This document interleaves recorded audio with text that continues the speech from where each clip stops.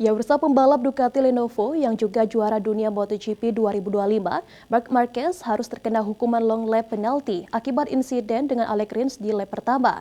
Dalam sesi sprint race di sirkuit Mandalika, Lombok, Nusa Tenggara Barat, Sabtu 4 Oktober. Ditemui usai balapan, Marquez dengan jujur mengakui kesalahannya dan meminta maaf kepada Alex Rins.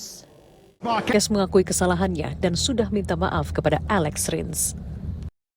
Plus the slipstream of the front riders, me and Rins, we were a bit, both of us, a bit wide, but I was inside and I couldn't stop because if I jump more in, was Marini there.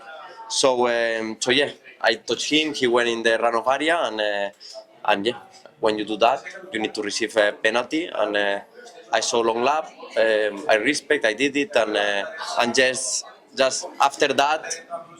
It's like I relaxed even more, and then I started a good comeback. And in the last part of the sprint, I was riding.